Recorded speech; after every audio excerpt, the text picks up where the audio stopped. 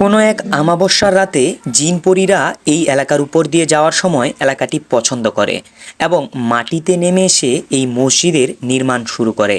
কিন্তু গম্বুজ তৈরির আগেই ভোর হয়ে যাওয়ায় কাজ অসমাপ্ত রেখে পরীরা চলে যায়। ফলে গম্বুজ ছাড়া দাঁড়িয়ে থাকে অসাধারণ এই কারুকার্যময় মসজিদটি। এজন্যই এই মসজিদটি জিনের মসজিদ নামে সুপরিচিত।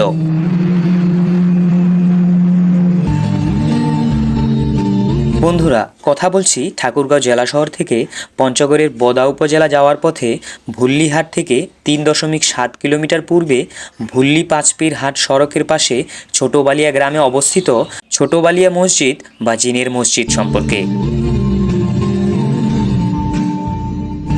লোকমুখে এই মসজিদ সম্পর্কে অলৌকিক কথা প্রচলিত থাকলেও ইতিহাস থেকে জানা যায় মেহেরবক্স সরকারের আদি নিবাস ছিল ভারতের বিহার রাজ্যে। পলাশির যুদ্ধে নবাব সিরাজউদ্দৌলার পরাজয়ের পর মেহেরবক্সের দাদা সপরিবারে বিহার থেকে জলপাইগুড়ি চলে আসেন। পরবর্তীতে মেহেরবক্সের বাবা রাজ এ মোহাম্মদ ঠাকুরগাঁও মহকুমার বালিয়ায় এসে ব্যবসা বাণিজ্য করে সমৃদ্ধি অর্জন করেন। মসজিদ নির্মাণের সন নিয়ে নানা মতবিরোধ আছে। মসজিদের গায়ে খোদাই করা সন অনুসারে ১৩১৭ বঙ্গাব্দে অর্থাৎ ১৯৭০ সালে মসজিদটি নির্মিত হয়। তবে স্থানীয় মানুষ ও মেহেরবক্সের আত্মীয় স্বজনদের মতে ১৯বিংশ শতাব্দীর শেষ দিকে এই মসজিদের নির্মাণ কাজ শুরু হয় এবং মেহেরবক্সের মৃত্যুর সময়েই মসজিদটির বেশিরভাগ কাজ শেষ হয়। জমিদার মেহেরবক্স চৌধুরী ১৯বিংশ শতাব্দীর শেষ ভাগে বালিয়াতে একটি মসজিদ তৈরির পরিকল্পনা করেন। এই জন্য দিল্লির আগ্রা মতান্তরে মুর্শিদাবাদ থেকে স্থপতি আনা হয়। মুঘল স্থাপত্যের রীতি অনুযায়ী ডিজাইনকৃত এই মসজিদ তৈরি করাটা ছিল অনেক জটিল ও সময়সাপেক্ষ ব্যাপার। হঠাৎ প্রধান স্থপতির মৃত্যুর ফলে মসজিদের নির্মাণ কাজ থেমে যায়। মেহেরবক্স স্থানীয় কারিগরের সহায়তায় পুনরায় মসজিদের নির্মাণ কাজ শুরু করেন, কিন্তু স্থানীয় কারিগরগণ মসজিদের গম্বুজ নির্মাণে ব্যর্থ হন। ১৯১০ সালে মেহেরবক্স চৌধুরী মৃত্যুবরণ করেন। এটা হচ্ছে গম্বুজ।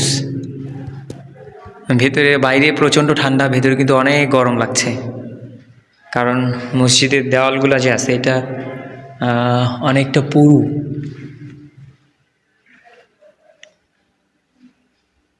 এত সুন্দর আসলে শিল্পকর্মের যে নিখুঁত কারুকার্য, এটা আসলে বলে এক কথায় ভাষায় প্রকাশ করার মতো না, বলে বোঝানো সম্ভবই না যে এটা কতটা নিখুঁত আর কতটা চমৎকার কার্যক্রম।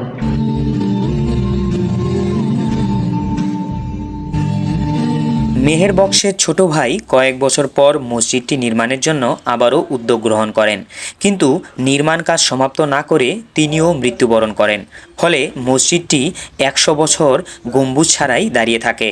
অবশেষে মেহেরবক্স চৌধুরীর প্রপৌত্রী তশরিফা খাতুনের পৃষ্ঠপোষকতায় তৎকালীন মৎস্য সমাজতান্ত্রিক ফিরোজ হাসানের ব্যক্তিগত উদ্যোগে এবং প্রত্নতত্ত্ব ইনস্টিটিউটের কারিগরি সহায়তায় ২০১০ সালে বালিয়া মসজিদটির সংস্কার কাজ শুরু হয়।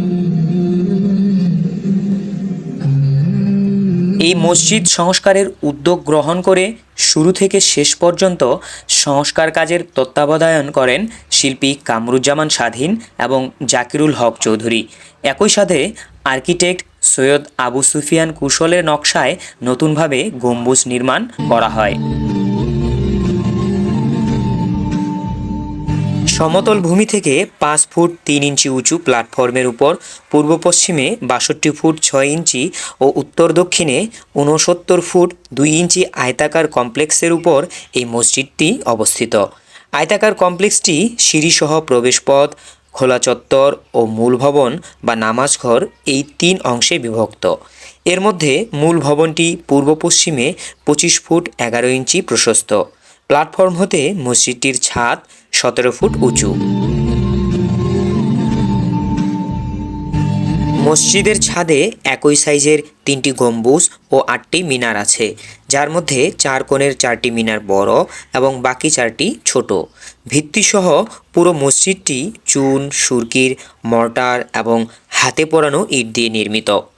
ইটে কোনো অলঙ্করণ না থাকলেও মসজিদের দেওয়ালের বিভিন্ন স্থানে ইট কেটে কলস, ঘণ্টা, ডিশ, বাটি, আমলকি, পদ্ম ইত্যাদি নকশা তৈরি করা আছে। বন্ধুরা, আপনি যদি ইতিহাস, ঐতিহ্য এবং সংস্কৃতি প্রিয় হয়ে থাকেন, তাহলে এই অপরূপ সৌন্দর্য এবং চমকপ্রদ কারুকার্যে করা অদ্ভুত স্থাপত্য শৈলীটি হতে পারে আপনার ভ্রমণ পিপাসু মনের চিরসঙ্গী। আজকে এই পর্যন্তই। আমার ভিডিওতে যদি নতুন হয়ে থাকেন, তাহলে অবশ্যই লাইক, কমেন্ট, শেয়ার ও সাবস্ক্রাইব করতে ভুলবেন না। দেখা হবে পরবর্তী কোনো ভিডিওতে নতুন কোনো জায়গায়। সবাই ভালো থাকুন, সুস্থ থাকুন। নমস্কার।